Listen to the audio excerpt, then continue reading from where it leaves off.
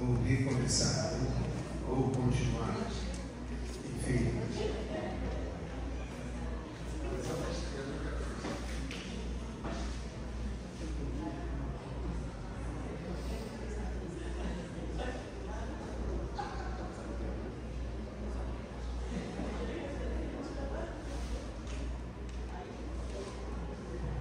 Voltando então aqui a alguns textos bíblicos, a gente não está com uma projeção, está tentando fazer através da nossa culpa, vai ficar mais fácil. Então, o meu celular está com proteção de tela e a proteção de tela está dificultando eu passar aqueles slides.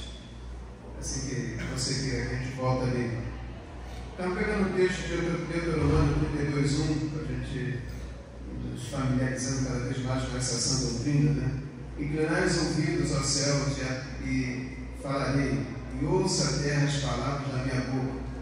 Proteja a minha doutrina como chuva, destile a minha palavra como orvalho, como chuvisco sobre a relva e como gotas de água sobre a erva. Porque proclamarei o nome do Senhor, engrandecerei o nosso Deus. Eis a rocha, suas obras são perfeitas, porque todos os seus caminhos são juízos.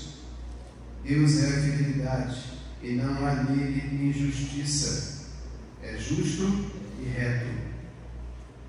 São expressões bíblicas, né? Textos bíblicos que exaltam, na verdade, o Deus que nós servimos. E isso fala exatamente dessa sã doutrina, ou seja, a sã doutrina vem de um Deus perfeito. Então, por isso, ela deve ser observada, né? Porque o nosso Deus, o Deus que entregou essa doutrina, é o Deus que nós conhecemos e ele é infalível, não falha. Outros textos que nós temos aqui, voltando aqui para conseguir encontrar, Isaías, eu acho que eu já li o verso 42 de Isaías, né?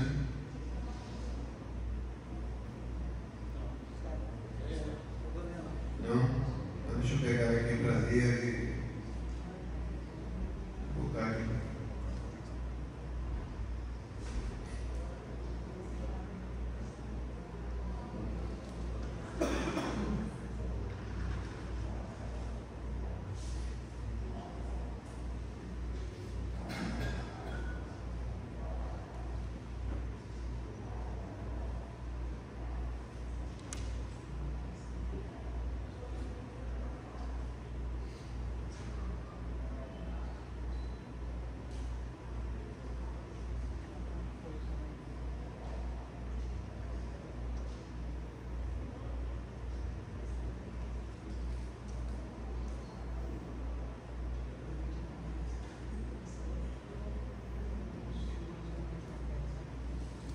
Conseguiu ver?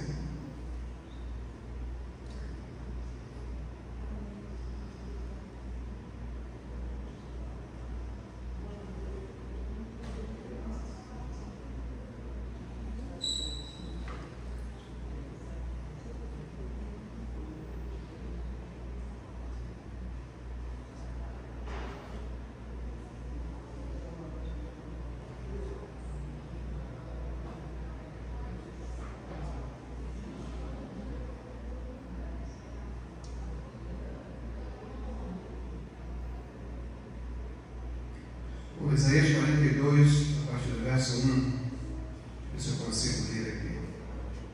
Eis que o meu servo, a quem sustenho, o meu escolhido, a quem a minha alma se compraz. Pus sobre ele o meu espírito, e ele promulgará o direito para os gentios. Não esmagará a cana quebrada, nem apagará o jugo, nem apagará a torcida que funera.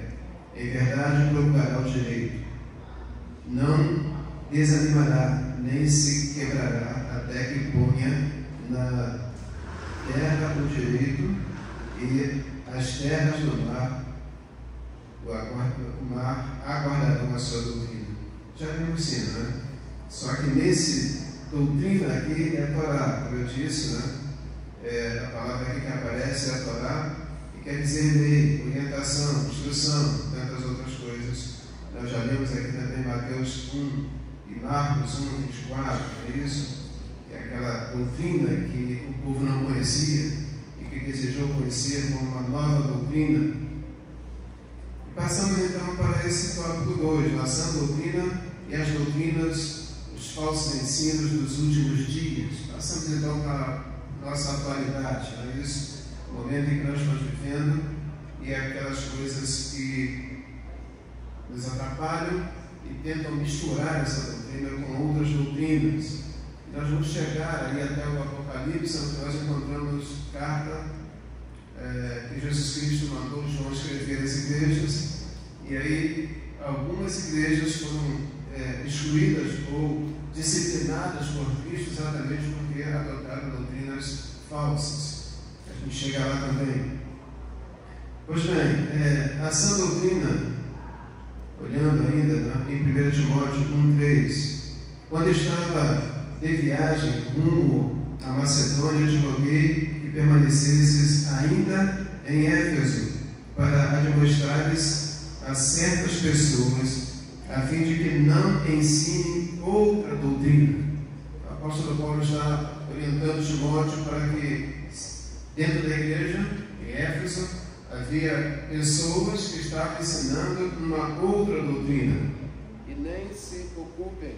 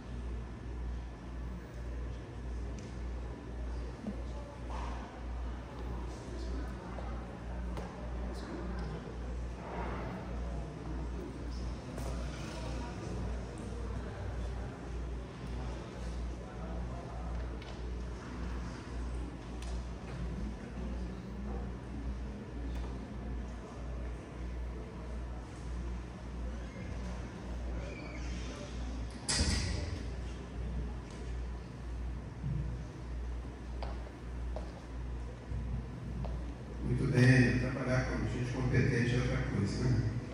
Pronto, resolvido o problema. Amém. Bom, 1 Timóteo 1,3, quando eu estava de viagem rumo à Macedônia, te roguei que permanecesses ainda em Éfeso para demonstrar a certas pessoas a fim de que não ensinem outra doutrina, nem se ocupem com fábulas e genealogias sem fim. Duas doutrinas, então, que estavam tomando conta da igreja naquela época, e Paulo recomenda a Timóteo para que não deixe que isso, na verdade, se alastre dentro da igreja. Essas duas doutrinas são conhecidas, a gente vai ver nomes delas, né? São doutrinas que se ocupavam com fábulas. Isso já vimos que fábulas são mitos. Então era uma doutrina de uma mitologia que estava ocupando a igreja. E genealogia sem fim.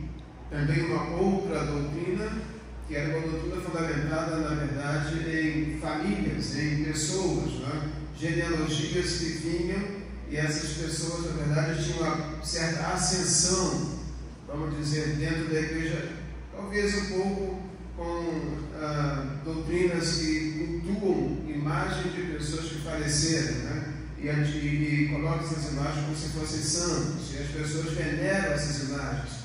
As pessoas, na verdade, cultuam essas imagens. Mais ou menos isso que estava acontecendo em Éfeso, e Paulo está recomendando para que isso não fosse feito, recomendando Timóteo para que ele pudesse tentar, na verdade, parar isso, né? Ainda que antes promovem discussões do que o serviço de Deus na fé. Então, essas doutrinas, quando elas entram na igreja, elas promovem discussões e até divisões. É isso? Quantas igrejas se dividiram por causa de doutrinas? Quantas? Infelizmente, eu era ainda seminarista numa igreja lá, num bairro chamado Malé, perto de Realengo. Eu era seminarista do pastor Isaac, em nome de Deus. E naquele tempo, naquela época, começou um movimento grande entre os jovens de uma renovação espiritual. E havia uma igreja muito grande, uma igreja boa, uma igreja bonita, com um grupo de louvor muito bonito, muito jovem naquele grupo de louvor, que era a primeira igreja batista de Jardim Novo, Realengo. E esses jovens começaram, na verdade, a ter reuniões nas suas próprias casas, e eles começaram a ter experiências com o Espírito Santo. Num só domingo pela manhã, num único domingo pela manhã, aquela igreja instruiu 51 jovens. Imagine isso. Foram instruídos 51 jovens por causa de questões doutrinárias, né? E às vezes não questões doutrinárias que afetassem tanto, mas é uma questão doutrinária. E esses jovens, na verdade, começaram, enfim, não sabemos mais qual foi o paradeiro deles, mas era um grupo muito grande, um grupo muito bom de jovens. Então, as doutrinas trazem confusão. Nesse caso aqui, Paulo está recomendando para doutrinas estranhas, doutrinas fracas. Ele fala de outras doutrinas, né? Doutrinas estranhas à igreja. E nem se ocupe com fábulas, mitos, né? E genealogias sem fim, que antes promovem discussões do que serviço a Deus na fé. Então, uma igreja que tem a sã doutrina, ela vai buscar cada vez mais orientar os membros dela dentro dessa sã doutrina, né? Se houver algum desvio da doutrina, tentar, na verdade, trazer a pessoa para essa doutrina. Mas é a sã doutrina, não é aquilo que eu penso, não é aquilo que se pensa, não é aquilo que o outro pensa. É aquilo que, na verdade, nós podemos extrair da Bíblia, a doutrina bíblica, para que, na verdade, não tenha essa discussão. Eu não tenha como, na verdade, discutir com alguém dentro de uma questão doutrinária, ainda que sempre vai haver, talvez, alguma brecha para que a gente discuta. Eu estava ouvindo, foi na quinta-feira, nós fomos a um culto na casa de uma pessoa, mas uma casa enorme, tinha muitas pessoas ali, e o pastor começou a falar, foi pregar, e ele começou a falar de Cristo, por exemplo. E ele, quando começou a falar de Cristo, tentando justificar a humanidade de Cristo para todas as pessoas que estavam ali, que não eram crentes, eram muitos jovens que estavam ali. Então ele fez um esforço muito grande para tentar justificar que Cristo era humano. E nessa tentativa de justificar que Cristo era humano, ele acabou transformando Cristo como simplesmente um ser humano comum. É isso, na tentativa de tentar mostrar que Jesus Cristo não era diferente de nós, mas era. Mas existe uma questão dentro da cristologia, né? Ou seja, nós sabemos que Cristo veio com uma natureza humana, mas nós sabemos também que ele tinha uma natureza divina. Então isso é muito complicado de explicar, né? Ou seja, ele era um homem como nós, ou ele não era tão somente um homem, ele também tinha uma natureza divina. Muitas vezes Jesus declarou: eu e o Pai somos um, quem vê a mim vê o Pai. Enfim, são questões doutrinárias também, que acabam trazendo divisões, discussões, não é? E às vezes difíceis de serem develadas, ou enfim, ou chegar a uma conclusão. Mas o fato é que dentro da doutrina que nós cremos, Jesus Cristo veio na condição daquele que teria condições de fazer expiação pelos nossos pecados. E isso é tudo. Se vamos criar uma certa discussão em torno da pessoa de Cristo, se ele tem uma natureza divina, uma natureza humana, ou se não tem uma natureza divina, só tem humana, o fato é que a morte de Cristo na cruz foi suficiente, é suficiente, tem toda a qualificação diante de Deus para justificar os meus pecados. Não é isso? E isso a gente não pode discutir, isso não entra na discussão. Caso contrário, estamos todos nós perdidos. Se a morte de Cristo na cruz não tem, na verdade, o poder de resgatar-me dos pecados, quando eu o aceito como meu Senhor e Salvador, então nós voltamos à estaca zero, então, estamos todos perdidos. Então é uma questão doutrinária. A figura, a pessoa de Cristo pode ser discutida? Pode, porque é difícil você explicar, porque eu tenho a minha convicção, mas é difícil explicar, eu sei que é. Agora, tem algo que eu não posso me afastar. Sabe, na minha discussão da pessoa de para uma desqualificação tamanha dessa pessoa de Cristo que invalida, na verdade, a morte dele para a minha salvação. Isso de jeito nenhum. Ok? Bom, então essas questões são doutrinárias. Aquilo que é a essência da doutrina é inegociável, né? Então aqui Paulo está recomendando exatamente isso. E é interessante que pela primeira vez aparece a palavra para a doutrina, essa doutrina que é falsa, outra doutrina, aparece a palavra heterodidáskalo.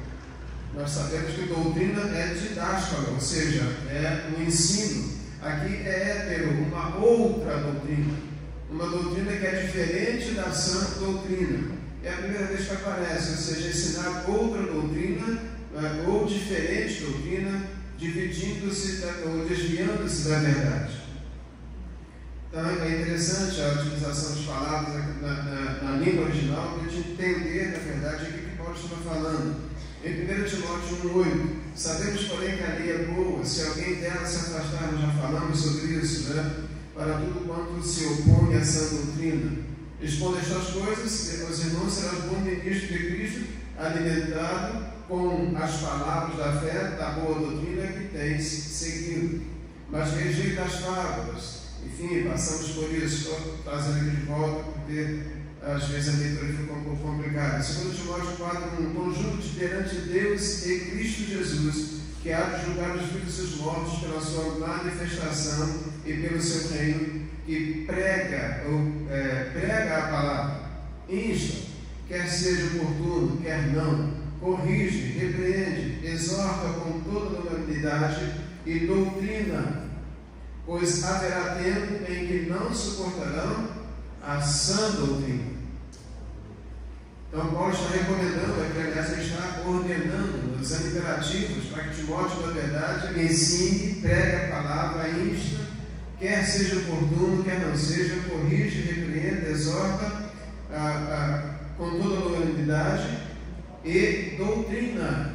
Então Paulo está falando de uma doutrina, pois haverá tempo que não suportarão a sã doutrina. Pelo contrário, cercar-se-ão de mestres segundo as suas próprias cobiças, como que sentindo conselhos dos ouvidos. Ou seja, Paulo está recomendando que haveria tempo, nós já estamos entrando nesse aspecto de um tempo que nós estamos vivendo, haveria tempo, na verdade, que essa doutrina ela se tornaria, na verdade, muito forte, ela se tornaria um obstáculo para muitas coisas que nós, nesse tempo, desejamos. Então, essa doutrina que Paulo recomenda, que chama de sã doutrina, ela pode ser para mim um obstáculo para muita coisa que eu gostaria de experimentar, que eu gostaria, na verdade, de... Então, eu começo de uma certa forma, abrandar a doutrina, não é isso? Tirar algumas coisas da doutrina, facilitar a doutrina, para que eu possa incluir na minha vida coisas que eu desejo, e que talvez, na verdade, sejam pecado ou não sejam pecados, mas são coisas contrárias à doutrina. E isso está dentro do nosso tempo, a gente vai tratar disso ainda rapidamente, mas com um pouco mais de clareza. Bom, ainda, 2 Timóteo 4:4, e se recusarão a dar ouvidos à verdade, entregando-se às fábulas, novamente fábulas, né? De onde vem mitos, a mitologia, entregando-se aos mitos, aos contos, às fábulas. E Paulo usa aqui, na verdade, e se recusarão a dar ouvidos à verdade. Então Paulo coloca essa sã doutrina como a verdade. E quando nós temos aqui a palavra verdade, nos lembramos outra vez de Cristo. Eu sou o caminho, a verdade e a vida. Então, quando Paulo se refere à verdade, ele se volta outra vez para Cristo, aquele que se declarou como sendo a verdade. Já no tempo de Cristo, isso era muito filosófico, né? Tanto que quando Jesus Cristo declarou isso, quando diante de Pilatos, Jesus Cristo falou a respeito disso, Pilatos pergunta: o que é a verdade? Né? E era um assunto filosófico, mas a sã doutrina não é uma filosofia, não é uma fábula, é a verdade. Tu, porém, ser sóbrio em todas as coisas, ser sóbrio, né? Cometido, suporta as aflições, faz o trabalho de um evangelista, cumpre cabalmente o teu ministério. Ou seja, ainda que a sã doutrina seja difícil para o tempo em que vivemos, nós não podemos, na verdade, negociá-la de jeito nenhum. Lá em 2 João 1,7, porque muitos enganadores têm saído pelo mundo afora, os quais não confessam Jesus Cristo vindo em carne. Entra a cristologia. Assim é o enganador e o anticristo. Ou seja, que doutrina era essa? É aquela doutrina que negava a humanidade de Jesus Cristo. Na verdade, tendia para dois lados, doutrinas diferentes. Uma negava a humanidade de Jesus Cristo, a outra negava a divindade de Jesus Cristo. Vieram então os concílios, aqueles concílios eclesiásticos, e esses concílios definiram a pessoa de Cristo como uma única pessoa com duas naturezas, plenamente Deus, plenamente homem. É uma conclusão que o concílio chegou. Aí isso vai trazer complicações para ser explicado, traz dentro da teologia a gente consegue, sabe, tem saídas, não é? Uma das grandes questões é como, sendo Cristo Deus, não é? Tem uma natureza divina e uma natureza humana, como pôde ele morrer na cruz se Deus, na verdade, não pode morrer? É uma das discussões. Mas quando nós, na verdade, pensamos na morte do ponto de vista da nossa própria morte, a gente tem saídas. Eu dizia lá no seminário, quando essas coisas apareciam e eram discutidas, eu dizia, olha só, um dia vocês vão receber, sei lá, não receberam ainda porque eu parei de dar aula, mas poderiam ter recebido, um dia vocês vão receber aqui a igreja, o pastor Tinoco morreu. Né? E eu vou dizer para eles, olha, quando vocês derem a notícia, vocês digam, o pastor Tinoco morreu, mas não morreu. Porque na verdade eu morro, mas não morro. Ah, mas que negócio é esse? Não tem algo em mim que sobrevive à morte? Ou não? Qual é a doutrina aqui, pastor? Qual é a doutrina aqui, apóstolo? É o sono da alma ou tem alguma coisa que sobrevive após a morte em mim? O que vai ressuscitar quando Cristo voltar se eu morrer antes dele voltar? Então, tem algumas explicações, não é isso?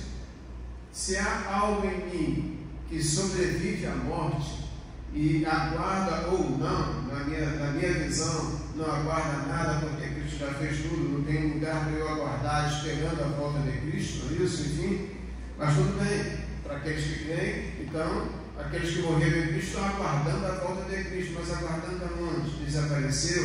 Foi exterminada a vida e vai ser feito novo quando Cristo voltar? Ou tem algo que está em algum lugar esperando a volta de Cristo? É muita coisa para ser explicada, não é isso?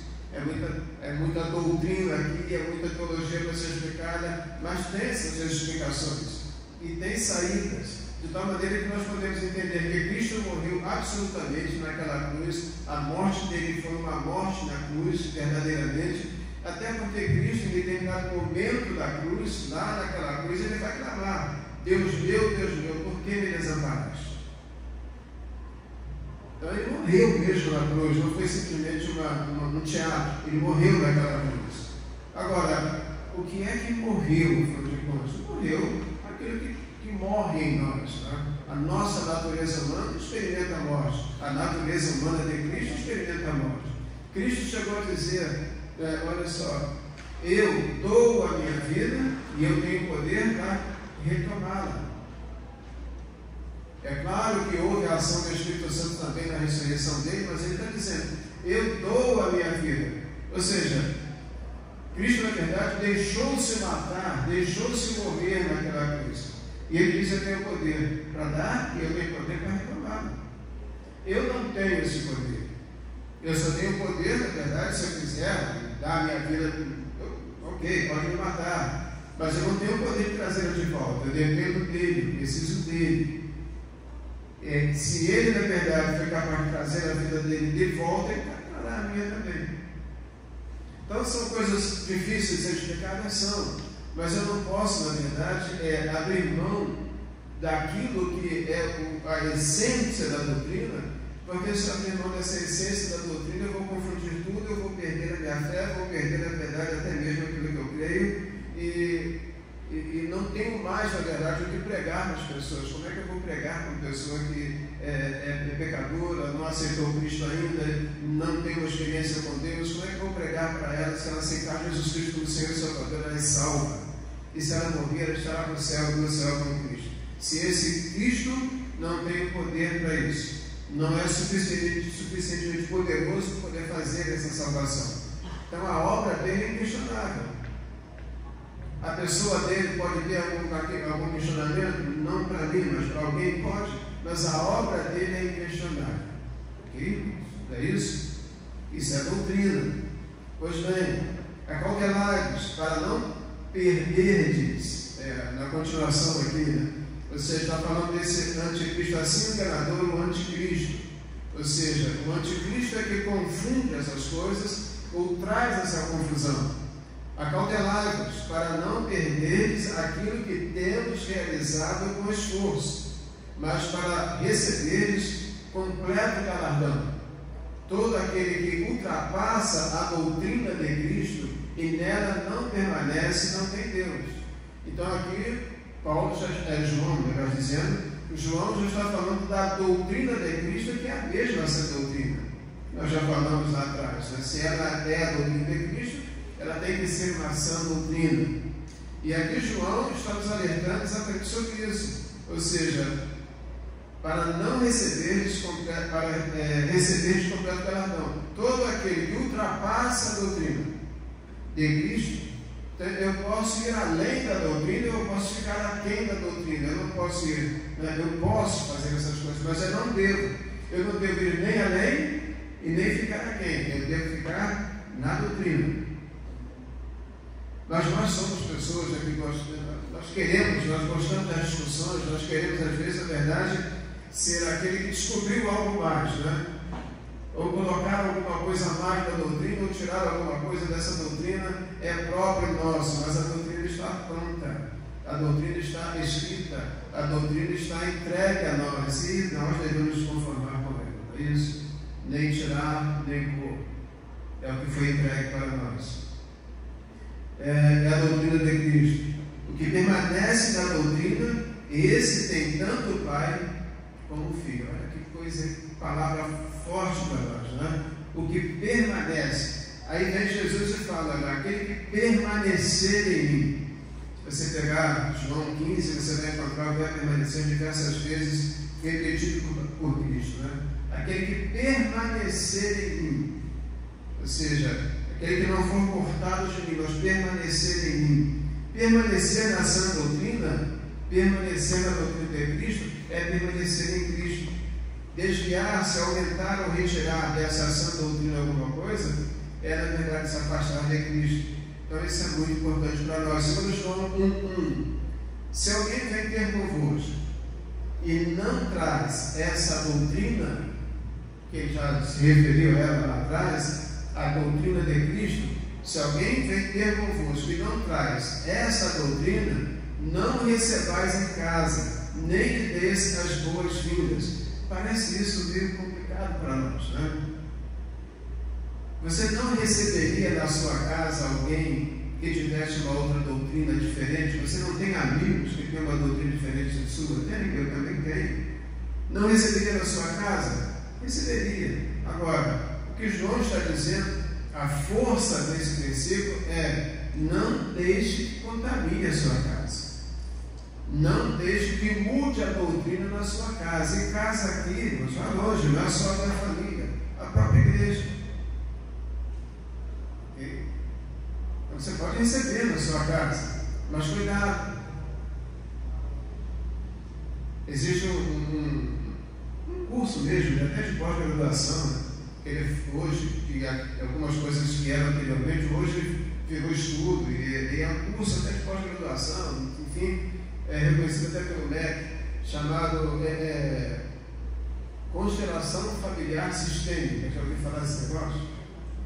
Constelação Familiar Sistêmica. É um curso de pós-graduação mesmo, reconhecido pelo MEC. E eles colocam uma coisa interessante. Ele vai trabalhar com a ideia de que quem, na verdade, você traz para dentro da sua casa e essa pessoa influenciou a sua família, vai fazer parte dessa constelação familiar sistêmica. Vai influenciar a sua geração. Então, de alguma forma, é isso que ele está falando. Eu poderia dar um exemplo aqui rápido para vocês. Por exemplo, Abraão e Sara. Deus fez uma promessa: olha, eu vou fazer de vocês uma grande nação.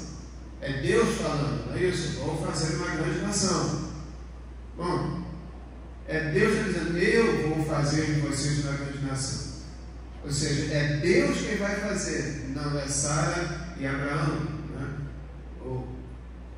Mas o tempo passou, Sara estéril, né? Já que é Deus que vai fazer, como tem uma promessa, é estéril, mas espera, porque Deus disse que vai fazer. Mas não deu para esperar. Então chama Agar, e Agar agora é dada para Abraão ter um filho, né? Para Sara. E assim foi. E veio Ismael. Tempo depois Deus cumpre a promessa de Sara e vem Isaac. E agora? O que eu vou fazer com Ismael? Manda embora. Expulsa daqui. O que eu faço com Ismael? Manda embora.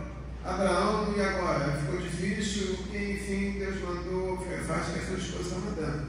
Levou Ismael e deixou lá no deserto junto com Agar, e Deus foi lá e visitou e fez promessa também, enfim. Mas você percebe que dali para frente dois povos se formam. Se forma o povo de Isaac e se forma o povo de Ismael.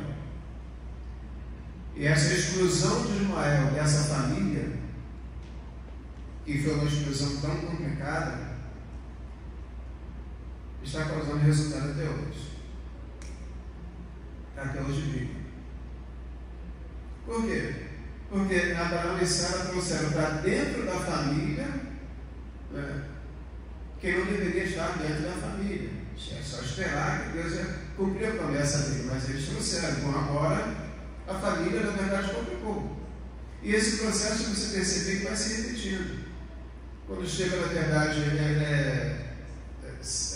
Isaac com Rebeca, você percebe que Isaac acolhe Esaú e Rebeca acolhe Jacó.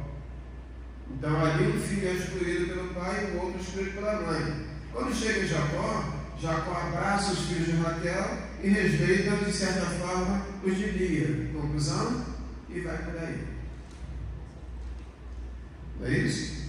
Ou seja, alguém está sendo excluído da família. E essa exclusão da verdade vai trazer consequências. Eu estou trazendo aqui esses exemplos para mostrar, ou seja, quem é que transita na minha casa, quem é na verdade que senta à mesa comigo, quem é que doutrina meus filhos, quem é na verdade que influencia na educação dos filhos, ou seja, tudo isso tem a ver com o texto. Se alguém vem ter convosco, a expressão é forte do texto, e não traz esta doutrina, não recebais em sua casa, nem lhe deis as boas-vindas. Ou seja, ok, se recebeu seu amigo, sentou lá, mas quando a questão é doutrinária, seus filhos estão sentados à mesa com alguém que você convidou. A doutrina dele é totalmente diferente. Não tem nada a ver com a doutrina, sã doutrina. E ele começa, na verdade, a falar dos seus filhos da doutrina diferente. Como é que você reage com relação a isso? Deixa rodar? Deixa ficar? Essas coisas são complicadas. É isso. Eu tenho um irmão que faleceu com 60 anos e deixou um neto, que ele cuidava desse neto. Cuidava mesmo, né? Como filho. Mas ele morreu. E a família, a esposa dele, enfim, a mãe dessa criança, não abraçou essa criança para continuar aquilo que o avô vinha fazendo. Conclusão, essa criança hoje é um adolescente de 16 anos e infelizmente está se automutilando, porque alguém o doutrinou de outra forma. Alguém entrou daquele quarto dele, onde ele ficava com o computador até altas horas da noite, e conseguiu doutriná-lo, e agora ele está se automutilando. E para reverter isso? É isso aqui. Não é na verdade você ser inimigo dali, você não ter amigos que têm outra doutrina. Não é isso. É a influência até onde você permite entrar na sua casa. Ok? É radical? Mas é sério. porquanto aquele que lhe dá as boas-vindas faz-se cúmplice das suas obras más. É a questão das más companhias. Eu não estou falando aqui de amizades, mas coisas que realmente influenciam nossas vidas. Aí eu coloquei aqui um tema 3 que não está dentro da proposta do apóstolo Gerson, é isso? Mas vamos lá, está dentro do assunto. Só para a gente dividir o assunto aqui para entrar nessa última fase aqui do nosso estudo. A sã doutrina e as doutrinas contemporâneas. É isso que está dentro do assunto. Doutrina de Balaão, doutrina de Nicolau e o ecumenismo. São essas 3 doutrinas que estão hoje em vigor, fazendo confusão e perturbando a nossa mente, né? A doutrina de Balaão é antiga, né? A gente vai falar dela. A doutrina de Nicolau e a doutrina do ecumenismo. Bom, vamos então trazer aí cada uma aí para a gente poder entender o que quer dizer isso, né? Apocalipse 2:12. Ao anjo da igreja em Pérgamo escreve: estas coisas diz aquele que tem a espada afiada de 2 gumes. Conheço o lugar que habitas, onde está o trono de Satanás, e que conservas o meu nome e não negastes a minha fé. Ainda nos dias de Antipas, minha testemunha, meu fiel, o qual foi morto entre vós, onde Satanás habita. Ou seja, é uma igreja que está num local muito complicado. A descrição aqui é realmente: conheço o lugar em que habitas, onde está o trono de Satanás. Claro que nós estamos falando aqui já do Império Romano e com toda uma influência do Império Grego, e aonde essa igreja estava. E aqui nós sabemos que a igreja é a igreja de Pérgamo, uma cidade que está mais voltada, na verdade, para fora daquela questão da própria Roma, né? Onde está, na verdade, o foco do paganismo, o foco da idolatria.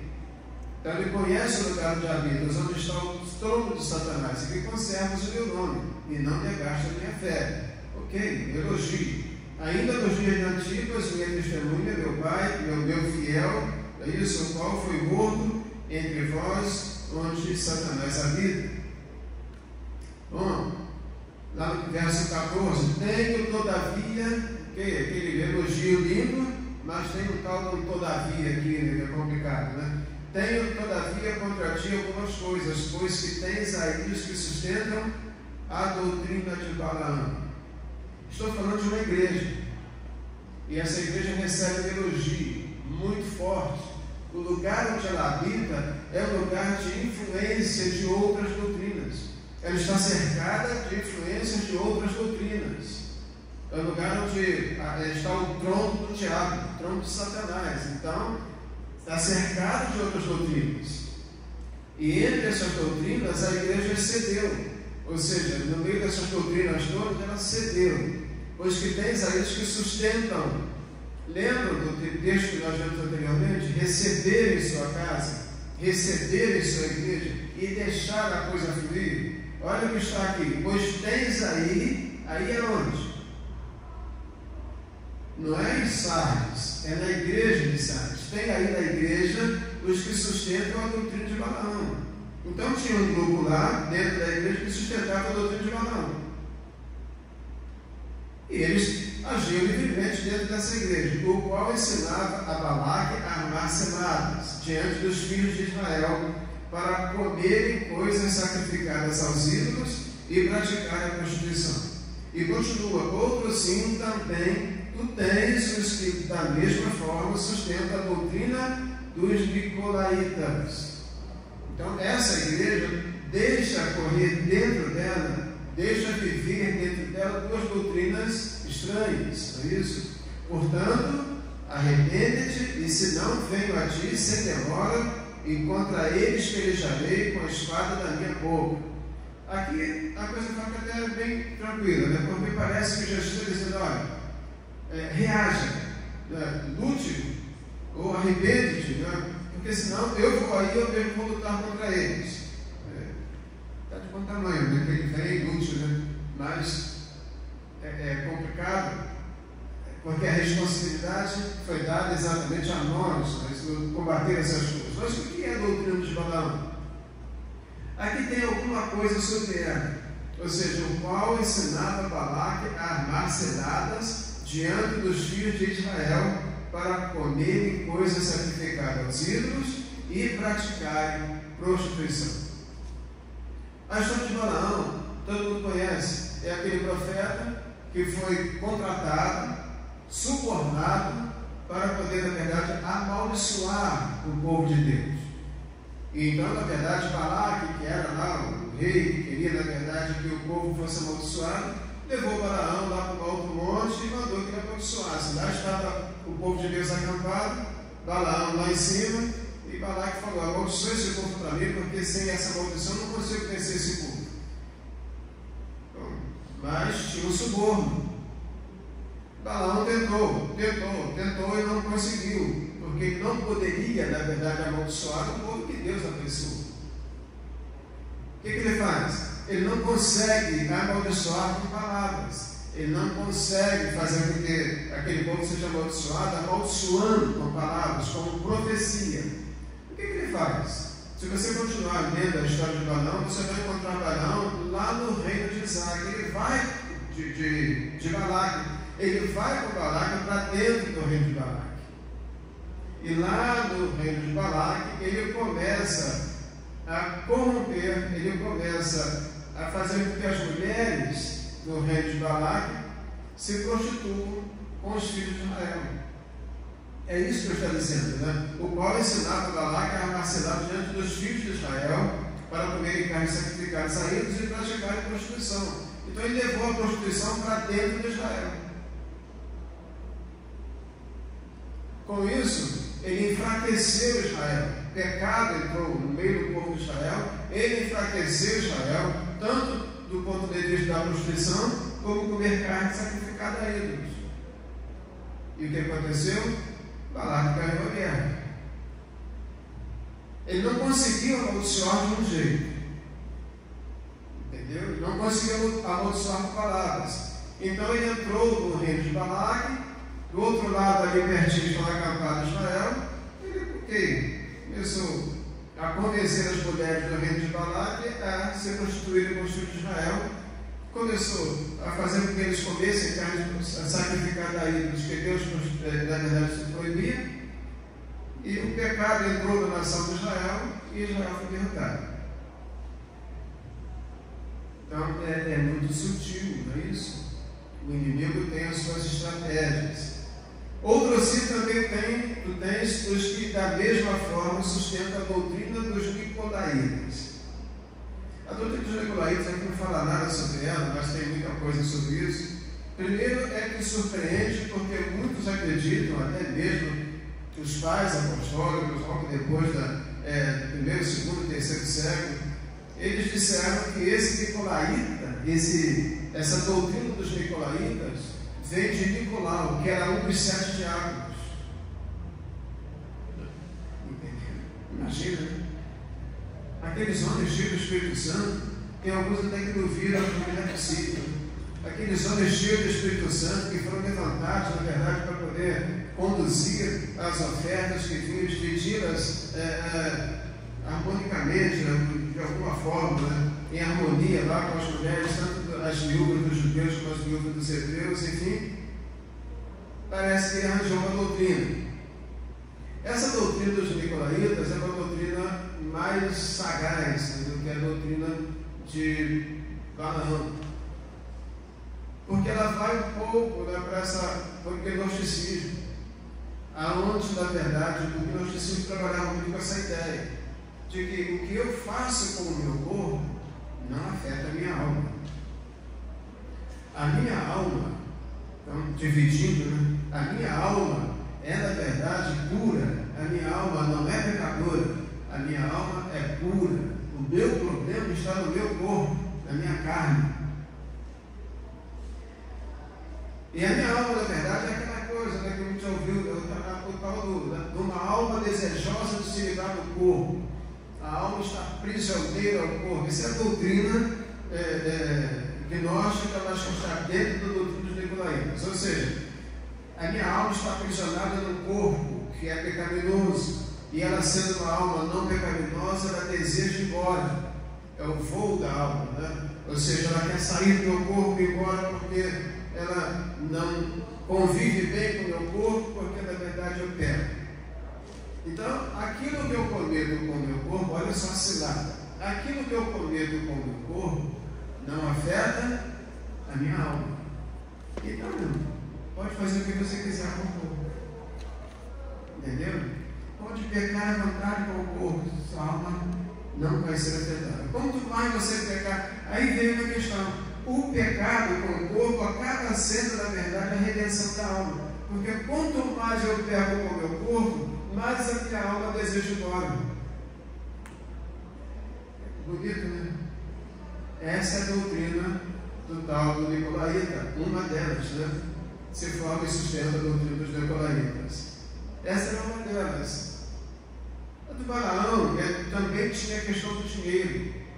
Uma doutrina fundamentada no dinheiro, uma doutrina, na verdade, fundamentada na riqueza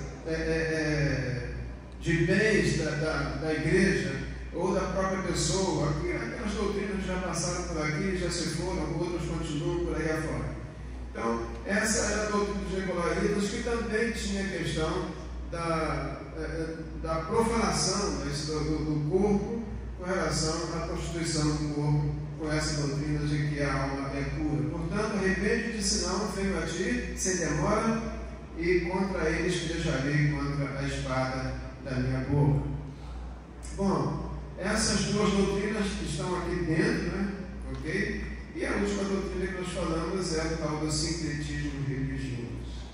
Eu só contando aqui para vocês uma experiência que eu vi recentemente, acabou aqui no tempo, que eu vi recentemente, e já colocando também acabou aqui, tá bom? É um exemplo, né? de uma mulher muito bonita, é uma artista, e ela foi convidada para ser a rainha, é isso que se chama, da escola de samba, a rainha da escola de samba, né? Ela foi convidada, mas ela é evangélica. Então, segundo apareceu na reportagem, ela fez uma exigência. Ela aceitaria ser a rainha da escola de samba famosa, mas se não houvesse nenhum samba enredo que invocasse Exu.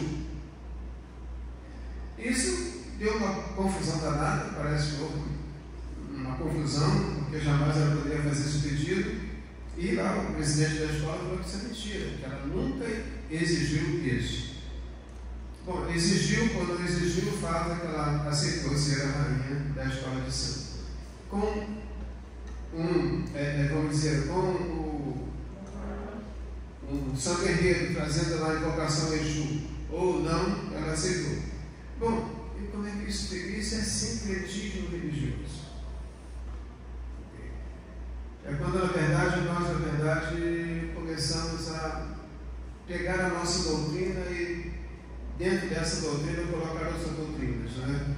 Existe uma diferença entre o ecumenismo. No ecumenismo, nós podemos nos reunir com outras religiões, mas sem, na verdade, adotar doutrinas de outras religiões. Já o sincretismo, não.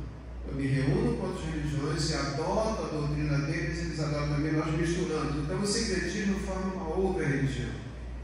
Deve ser perigoso também, não é isso?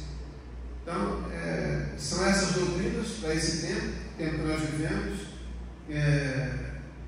O cristianismo está bem complicado dentro dessa visão doutrinária, porque existe, na verdade, esse sincretismo, existe uma aceitação de muitas coisas que antes rejeitávamos, né? E nós precisamos repensar sobre tudo isso. Ok, terminamos. Obrigado, irmãos, por estar aqui com vocês mais uma vez. Ok, vamos ficar de pé, sentar o tinoco aí. A Nair estava falando assim, ela estava sentada, eu vi até que a escola de igreja ela tem 3 partes. Ela tem uma fundamentação, tem a questão da ativação e tem a questão da restauração. Então, ao longo desse período aí, não, até dezembro, deixou a gente várias vezes aqui. Então a gente vai ter disciplina de fundamento, disciplina de ativação, disciplina de restauração. Semana que vem a gente vai tentar passar para vocês um manual de aluno, para vocês